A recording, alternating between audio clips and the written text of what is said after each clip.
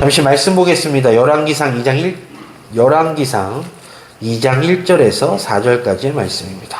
제가 가지고 있는 성경으로 구약 511면이 되겠습니다. 함께 합독하시겠습니다. 다윗이 죽는 날에 임박함에 그의 아들 솔로몬에게 명령하여 이르되 내가 이제 세상 모든 사람이 가는 길로 가게 되었노니 너는 힘써 대장부가 되고 내 하나님 여호와의 명령을 지켜 그 길로 행하여 그 법률과 계명과 율례와 증거를 모세의 율법에 기록한 대로 지키라. 그리하면 네가 무엇을 하든지 어디로 가든지 형통할지라. 여호와께서 내 일에 대하여 말씀하시기를 만일 네 자손들이 그들의 길을 삼가 마음을 다하고 성품을 다하여 진실이 내 앞에서 행하면 이스라엘 왕위에 오를 사람이 내게서 끊어지지 아니라 하신 말씀을 확실히 이루게 하시리라. 아멘. 제가 다시 인사드립니다. 오전 예배에 이어서 오후 예배 참석하신 우리 성도님들을 주님의 이름으로 환영합니다. 하나님께서 오후 시간 우리들에게 주신 이 말씀을 통해서 하나님의 음성을 듣는 시간 되시고 또 뒤이어 이 말씀을 통해서 우리가 한 주간 살아가는데 큰 힘이 되시는 하나님의 자녀의 확신이 있는 시간 되시기를 주님의 이름으로 간절히 소망합니다. 오늘 우리가 함께 좀 은혜를 나눌 인물은 바로 솔로몬입니다. 지난주에 사울을 했고 그 전주에 다윗에 대해서 우리가 말씀을 나눴는데요. 우리가 이제 오늘 어찌 보면 이 통일 이스라엘 왕국의 마지막 왕인 솔로몬에 대해서 이제 우리가 함께 좀 상고해 보면서 하나님께서 솔로몬에게 어떠한 축복을 주셨고 또한 성경에서 솔로몬을 어떻게 평가하고 있는지 함께 좀 은혜를 나누고자 합니다. 우리 성도님들께서는 이 솔로몬이라는 이름에 대해서 어떻게 생각하십니까? 이 솔로몬이라는 이름이 어디서 왔을까요? 솔로몬의 이름이 어디서 유래됐을까요? 한번 생각해 보신 적 있으세요? 이 솔로몬이라는 이름은 샬롬에서 유래가 됩니다. 그래서 샬롬이라는 표현, 즉 평안이라는 표현에서 파생된 이름 솔로몬인데요. 그러다 보니까 뜻은 평화로움, 평화 이런 뜻을 가지고 있죠. 솔로몬은 다윗과 그리고 그 유명한 여인 누구죠? 바세바 사이의 두 번째 아들입니다. 첫 번째 아들은 이제 죽었죠. 하나님의 벌로 인해서 죽게 되었고 다윗과 바세바 사이에 태어난 두 번째 아들이 바로 이 솔로몬이자 다윗의 모든 왕들 가운데 자녀들 가운데서 10번째 아들입니다. 바로 그런 인물이 솔로몬인데요. 이 솔로몬은 이제 그 예루살렘에서 태어났죠. 우리가 이 바세바란 여인이 뭐라 그럴까요? 어찌 보면 다윗과 부정을 저질렀기 때문에 이 바세바에 대해서 평가를 내리기는 좀 어렵지만 바세바에 대한 평가를 내리기는 어려우나 그럼에도 불구하고 솔로몬이 나중에 삶의 모습을 이렇게 보게 되면 그래도 정상적인 교육을 받았구나라는 것을 어렴풋이 유추할 수 있습니다. 왜냐하면 그 좀 부정적인 그런 관계 속에서 태어났었기 때문에 좀 뭐라 그럴까요? 성격이 모나거나 이럴 수도 있지 않을까라는 추측을 해보기도 하지만 이 솔로몬은 우리가 잘 알고 있는 대로 하나님께 지혜를 구할 정도로 명석한 사람이었으며 또한 이 왕궁의 교육을 제대로 착실하게 받은 사람이라고 많은 학자들이 평가를 하기도 하고 또한 그렇게 유추합니다. 그런데 이 다윗의 아들들이 여러 명 있었다라고 말씀드렸잖아요. 솔로몬은 10번째 아들이었고 그러다 보니까 이 왕위를 놓고 그 다윗의 왕궁에는 뭐라 그럴까요? 바람잘 날이 별로 없었던 것 같아요. 우리가 잘 알고 있는 대로 누가 반역을 일으켰죠? 압살롬이 반역을 일으켰고요. 또 그 이후에는 아도니아가 또 반역을 일으키잖아요. 그러다 보니까 아버지 왕권을 놓고 아들들이 서로 왕이 되고자 반역하고 또 진압하고 이런 사건의 연속이다 보니까 어찌 보면 이 다윗의 집안 내는 그렇게 좀 조용하진 않고 시끄러운 그런 가정이었다라고 말할 수 있습니다. 하지만 그럼에도 불구하고 이 솔로몬은 하나님께서 선택하신 왕이기 때문에 그렇게 자신들의 형제가 서로 반역에 연속을 하고 아버지를 죽이려고 할 정도로 가정이 시끄러웠음에도 불구하고 솔로몬은 하나님께서 계획하신 대로 바로 통일 이스라엘의 세 번째 왕이 됩니다. 성경을 보니까요, 이 솔로몬이 활동할 당시에는 이미 자신의 선대 왕이었던 아버지 다윗의 영향으로 이스라엘은 매우 부강한 국가였던 것 같아요. 그래서 솔로몬은 정치적으로나 경제적으로나 문화적으로나 어찌 보면 이스라엘의 가장 큰 중흥기를 이끌었던 사람으로 평가받고 있습니다. 뿐만 아니라 그는 대외적인 무역 활동도 잘했던 것 같아요. 그러다 보니까 성경에 기록된 대로 이 솔로몬은 이 외부의 그 무역 활동을 통해서 많은 부를 구축할 정도로 어찌 보면 솔로몬 당시의 이스라엘은 그 근방, 그 지역의 그 당시에 가장 부국이며 가장 거국이 아닐까 이런 생각을 하게 됩니다. 그러다 보니까 그는 어떻게 됐죠? 아버지가 준비한 것들을 통해서 거대한 성전도 건축하고 또 왕궁도 건축하고 그래서 기타 많은 건축 사업을 할 정도로 그는 많은 재산을 가지고 있었고 힘도 있었고 능력이 있었습니다. 그러면 솔로몬이 왜 이렇게 정말 물론 아버지의 영향이 있었지만 그럼에도 불구하고 하나님의 사랑을 받아서 이렇게 큰 부국이요 거국을 거느릴 수 있었을까? 우리는 그 이유를 열왕기상 3장을 통해서 알 수 있게 되는데요. 열왕기상 3장에 무슨 사건이 나오죠? 열왕기상 3장을 보면 하나님께서 솔로몬을 찾으십니다. 그렇죠? 솔로몬을 찾으시는데 물론 솔로몬도 하나님께 1000번의 제사를 드리는 것을 볼 수 있어요. 하나님께서 솔로몬에게 내가 내게 무엇을 줄 거라고 이제 물어보셨잖아요. 그때 솔로몬은 일반 사람들이 구하는 것을 구한 것이 아니라 자신의 나라와 자신의 백성을 위해서 지혜와 명철을 구합니다. 그러자 하나님께서는 솔로몬이 구한 것 외에도 다른 것들까지 더 주실 정도로 이 솔로몬은 어찌 보면 하나님께 큰 사랑을 받았던 사람입니다. 그런데요, 성경은요, 이렇게 뛰어난 솔로몬에 대해서 훌륭한 임금이라고 평가하진 않아요. 성도님께서 성경을 쭉 읽어보셨겠지만 제가 지금 말씀드린 대로 솔로몬 사실 못한 거 없거든요. 솔로몬은 하나님의 뜻 가운데서 하나님께서 원하시는 것을 구한 것이 아니라 그가 스스로 자신의 백성과 자신의 나라를 위해서 안위를 위해서 구했고 하나님께서는 그 모습을 기특히 여기셔서 그가 원하는 것을 이상을 그것보다 더 큰 축복을 주셨습니다. 그런데 성경은요, 가만히 읽어보십시오. 솔로몬에 대해서 절대적으로 훌륭한 왕이라고 평가하지 않아요. 그 이유는 솔로몬이 아무리 뛰어난 사람이었음에도 불구하고 솔로몬의 그 이후의 삶을 보면 됩니다. 솔로몬은요, 먼저 정략 결혼을 많이 해요. 주변 나라들과 정략 결혼을 많이 하게 돼서 많은 부인을 얻게 되는데 그 부인들의 문제점은 뭐냐면 각각 이방 나라였다는 것이죠.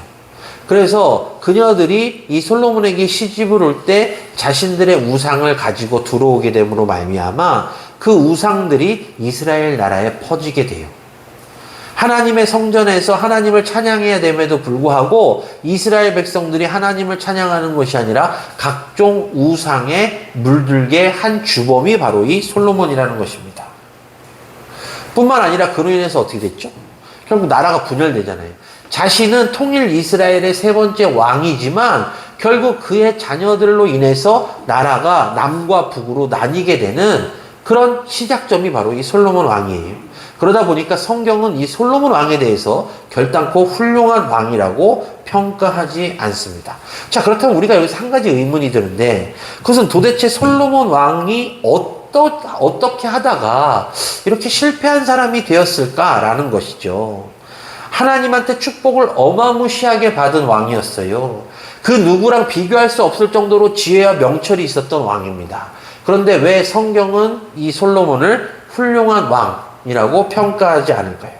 거기에는요, 명백한 성경적인 이유가 나오는데요. 성도님들 아실 거예요. 솔로몬 왕은요, 절대적으로 탐내지 말아야 될 것을 탐냈기 때문에 결국 실패한 왕이 됩니다.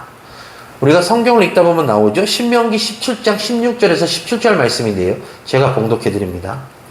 그는 병마를 많이 두지 말 것이요 병마를 많이 얻으려고 그 백성을 애굽으로 돌아가게 하지 말 것이니 이는 여호와께서 너희에게 이르시기를 너희가 이후에는 그 길로 다시 돌아가지 말 것이라 하셨음이며 그에게 아내를 많이 두어 그의 마음이 미혹하게 되게 하지 말 것이며 자기를 위하여 은금을 많이 쌓지 말 것이니라 라고 말씀하고 있습니다. 그런데 우리가 알고 있는 솔로몬은요, 이 신명기에서 말씀하신 내용을 다 어겼습니다. 그렇기 때문에 성경은 이 솔로몬을 훌륭한 왕으로 평가하지 않는 거예요. 자, 봅시다. 첫 번째로 솔로몬 왕은요, 먼저 수많은 말을 탐냈습니다. 얼마나 많은 말을 모았든지 솔로몬의 병거의 말 외양간만 4만 개라고 성경이 기록하고 있고요. 마병만 1만 2천 명이라고 기록하고 있습니다. 게다가 왕궁의 요리사들이 솔로몬과 그의 가족들에게만 음식을 배달하는 것이 아니라 말과 준마들에게 먹일 보리와 꿀도 직무에 따라서 나눠주게끔 돼 있었어요. 생각해 보십시오. 4만 개. 외양간이 4만 개. 그러면 말이 한 마리씩만 있어도 4만 마리입니다. 거기다가 마병만 12,000명이 있었다라고 그래요. 그러니까 이 많은 하루에 3끼를 이 많은 것들에게 다 음식을 제공했어야 된다는 것이죠. 우리가 상식적으로 생각해보면 아무리 당시 통일 이스라엘 왕국이 잘 산다 할지라도 분명 힘들고 어려운 사람이 있었을 것입니다.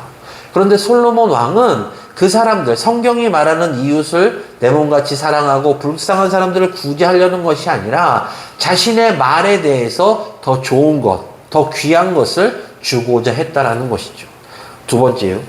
솔로몬은 1000명의 부인이 있었잖아요. 그렇죠? 성경을 보니까 아내가 700에 후궁이 300명이라고 기록되어 있습니다. 그런데 문제는 이들이 아까 제가 말씀드린 대로 다 정략 결혼에 의해서 솔로몬에게 시집 온 사람들이기 때문에 그들은 각각 이방 나라에서 자신들이 섬기는 우상을 가지고 들어왔고 그 우상이 전국적으로 퍼지게 되는 그런 결과를 낳게 된 것입니다. 하나님의 도성 예루살렘 성이 자리 잡고 있는 이 시온산에 하나님의 찬양 소리와 기도 소리가 울려 퍼져야 됨에도 불구하고 우상에게 비는 기도 소리가 울려 퍼지고 있으니 하나님께서 과연 기뻐하셨을까요? 세 번째, 솔로몬은요, 은과 금을 탐하며 살았습니다. 성경을 보면 그가 얼마나 많은 보석들을 갖고 있는지 기록하고 있어요. 왕궁의 모든 그릇들이 다 정금이었다라고 기록하고 있습니다. 왕이 예루살렘에서 은을 돌같이 흔하게 여기고 백향목을 평지에 뽕나무같이 많게 하였다라고 기록하고 있어요. 심지어 황금으로 방패 500개를 만들었다라고 기록할 정도로 그는 은과 금을 탐했던 사람이에요. 물론 솔로몬이 죽은 후에 어떻게 됐죠? 솔로몬이 죽은 후에 아들 르호보암이 왕위에 올랐을 때 5년 후에 침략한 애굽 왕 시삭에게 성전의 은과 금, 방패 모든 것들을 빼앗기게 됩니다. 우린 여기서 한 가지 생각하게 돼요. 솔로몬이 처음에 하나님의 부르심을 받았을 때 그가 하나님께 구한 것이 뭐죠? 자신의 백성들을 위한 지혜와 명철이었습니다. 근데 솔로몬이 시간이 지나니까 그는 백성들을 생각한 것이 아니라 자기 욕심에만, 자기 탐욕에만 몰두해서 그것들을 다 가졌다라는 것이에요. 제가 아까 신명기 읽어드렸잖아요. 거기서 말하는 것은 무엇이냐면 왕이 그렇게 하지 말아야 될 것들을 말씀드렸는데 이 솔로몬은 그 하지 말아야 될 것들을 하나같이 다 지키고 있기 때문에 성경은 그를 훌륭한 왕으로 말하고 있지 않다라는 것이에요. 사랑하는 광역교 성도 여러분, 그런데요, 여기서 더 중요한 것은 이 세 가지 실패보다 솔로몬이 실패한 가장 큰 것이 있는데 그것은 바로 자녀의 실패입니다. 우리가 성경을 보게 되면 이스라엘의 가장 불행한 것이 바로 나라가 갈라지는 것이에요. 그렇죠? 그런데 이 솔로몬이 죽고 나서 그의 아들 르호보암 때 북이스라엘과 남유다로 나뉘게 되잖아요. 그 원인이 바로 무엇이냐? 이 솔로몬의 잘못된 자녀 교육입니다. 그래서 보십시오. 솔로몬이 쓴 책이 뭐가 있죠? 잠언. 잠언이 자녀들에게 지혜를 주기 위해서 쓴 거잖아요.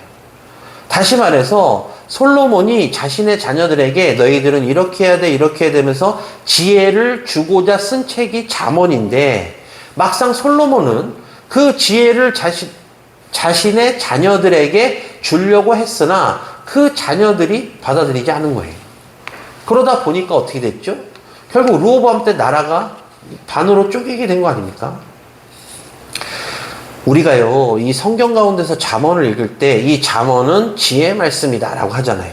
그럼 솔로몬이 자신의 자녀들에게 이 잠언을 줄 계획이었으면 이 잠언이 그 자녀들에게 분명히 올바르게 들어가서 그 자녀들이 이 말씀을 통해서 하나님을 믿고 하나님을 더욱더 따랐어야 됨에도 불구하고 성경은 이 잠언을 통해서 솔로몬의 자녀들이 교육되었다라는 기록이 전혀 없습니다.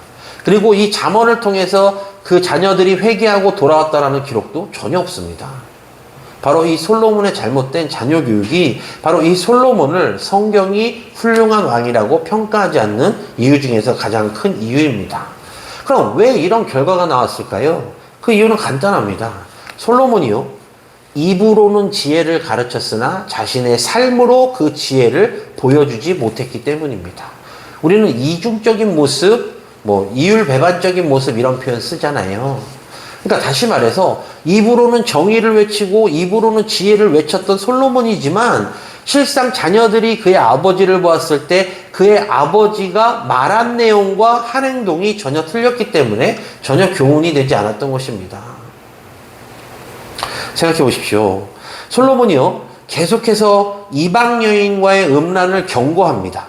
근데 막상 자신은 이미 이방 여인 거의 1000명 이상과 혼인관계를 맺고 있어요. 뿐만 아니라 검소하게 사는 것이 아름답다라고 말하고 있어요. 하지만 그는 이미 금침대에다가 황금잔을 들고 있었던 사람입니다. 자녀들이 볼 때 아버지가 하는 말과 하는 행동이 너무 반대인데 과연 그 아버지가 하는 말을 참 좋은 교훈이다 라고 받아들였을까요? 사실 우리가요, 말로써 교훈하는 건 쉽습니다. 그러나 행동을 통해서 교훈을 보여주는 것은 매우 어렵죠. 이중적인 삶을 사는 사람이 아무리 말로써 좋은 말을 한다 할지라도 그의 모습이 잘못되어 있으면 분명 그 모습을 보는 사람들은 손가락질하게 되어 있다는 것입니다.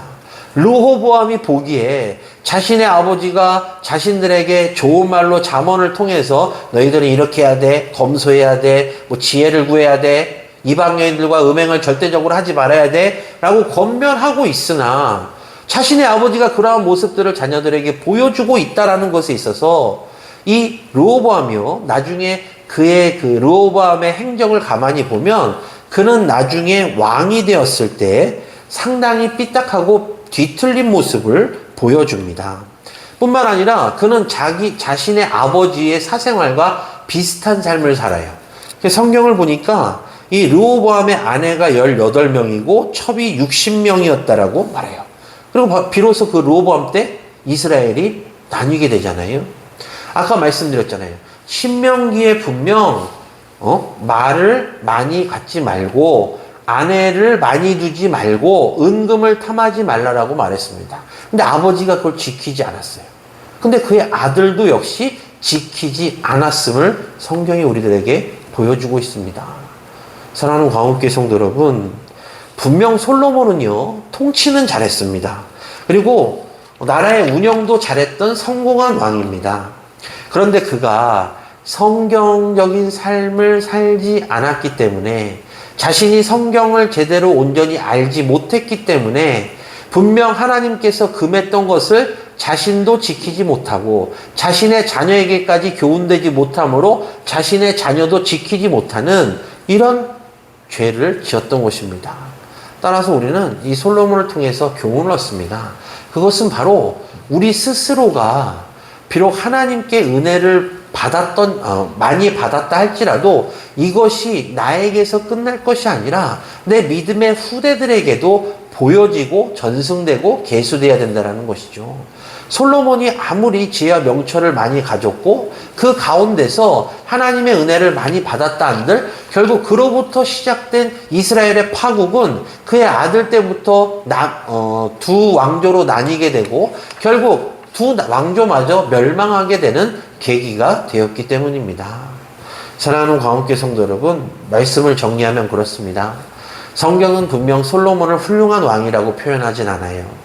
솔로몬을 훌륭한 왕이라고 평가하지 않는 이유는 그가 하나님의 명령을 잘 지켜 준행하지 않았기 때문입니다. 물론 성경학자들 가운데서 솔로몬은 뛰어난 왕이라고 이야기해요. 분명 맞습니다. 그런데 솔로몬의 삶을 보면 솔로몬의 영광이 미쳤던 것은 어찌 보면 그의 부모, 그의 아버지인 다윗이 미리 준비하고 예비된 것에 사용되어지는 순간까지였습니다. 그 이후에는 솔로몬이 직접적으로 자신의 자녀들까지 교육해야 될 의무를 가졌으나 그 스스로가 하나님을 온전히 알지 못했고, 그리고 그 스스로가 하나님 말씀을 어겼음으로 말미암아 그의 자손 대대가 이렇게 큰 어려움에 처하는 모습을 우리들에게 보여줍니다.